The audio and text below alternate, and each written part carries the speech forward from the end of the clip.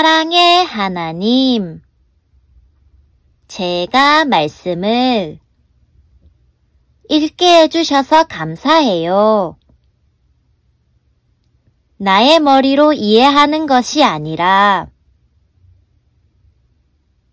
성령님께서 도와주셔서 하나님의 말씀을 정확하게 깨닫고 힘을 듬뿍 얻게 해주세요. 예수님의 이름으로 기도드립니다. 아멘. 안녕 친구들, 오늘 읽을 말씀은 창세기 37장이에요. 37장에서는 요셉 이야기가 등장해요. 오늘의 간단 설명, 꿈. 고대 사회 속 사람들은 꿈이라는 것이 신적인 정보, 어떠한 일이 벌어졌을 때 왜 이런 일이 벌어졌는지 또는 앞으로 일어나게 될 일들이 무엇인지를 알려준다고 생각했어요. 그럼 말씀 속으로 출발!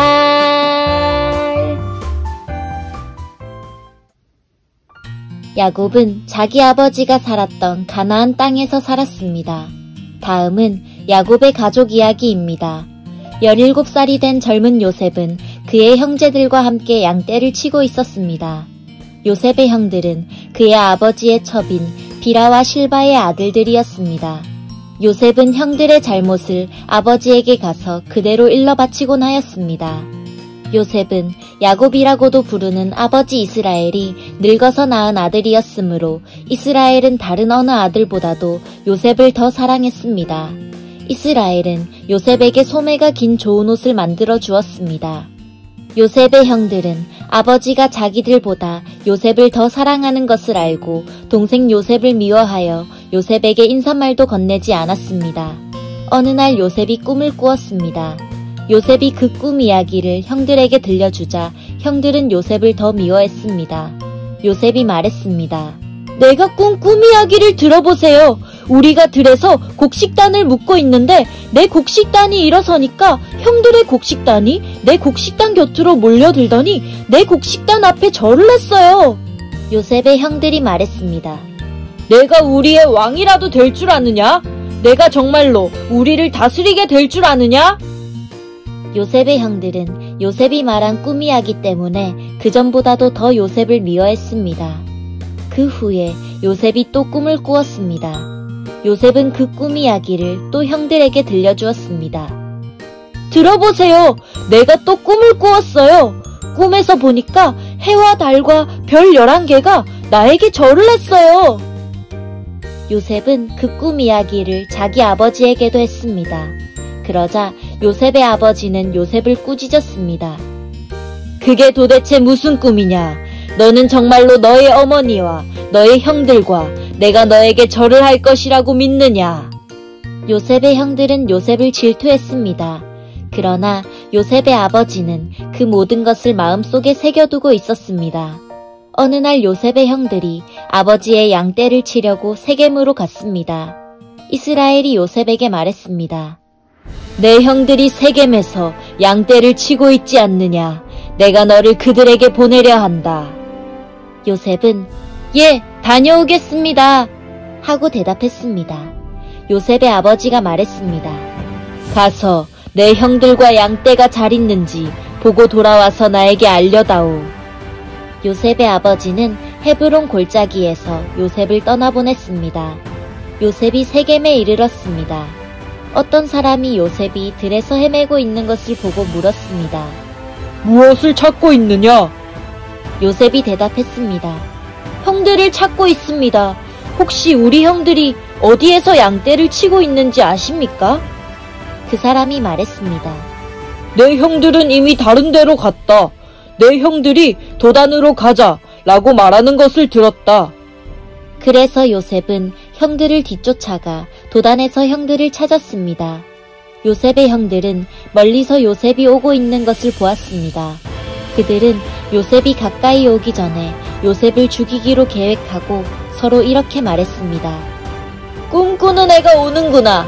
저 애를 죽여서 그 시체를 웅덩이에 던져넣자. 그 그리고 아버지에게는 들짐승이 저 아이를 죽였다고 말하자. 그가 꾼 꿈이 어떻게 되는지 한번 두고 보자. 하지만 그때 르우벤이 그 계획을 듣고 요셉을 구해주려는 마음에서 말했습니다. 요셉을 죽이지는 말자. 피를 흘리게 하지는 말자. 이 광야의 웅덩이에 저 아이를 던져 넣자. 하지만 해치지는 말자. 르우벤이 이렇게 말한 것은 요셉을 그 형들의 손에서 구해내어 아버지께 돌려보내기 위함이었습니다. 요셉이 형들에게 가까이 다가오자 형들은 소매가 긴 요셉의 옷을 벗겼습니다. 그리고 그들은 요셉을 웅덩이에 던져 넣었습니다.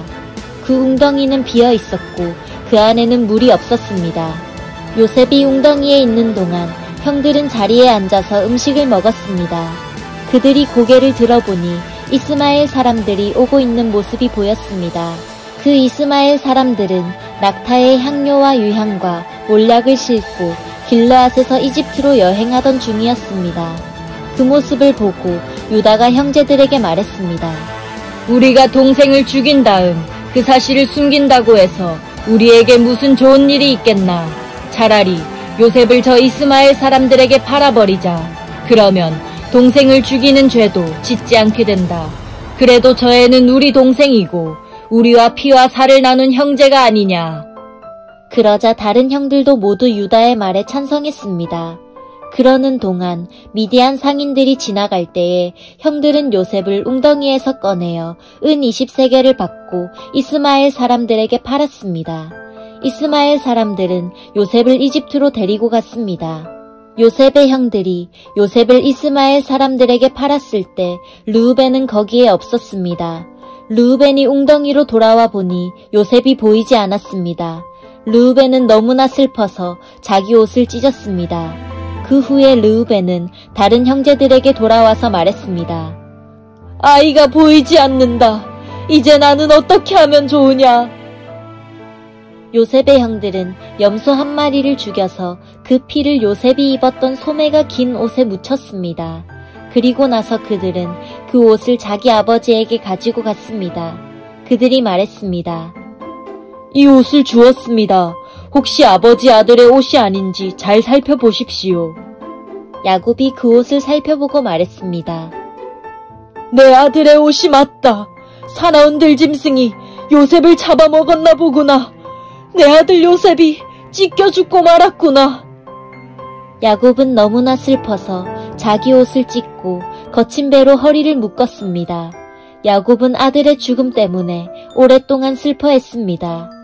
야곱의 모든 아들과 딸들이 야곱을 위로하려 했지만 야곱은 위로를 받으려 하지 않았습니다.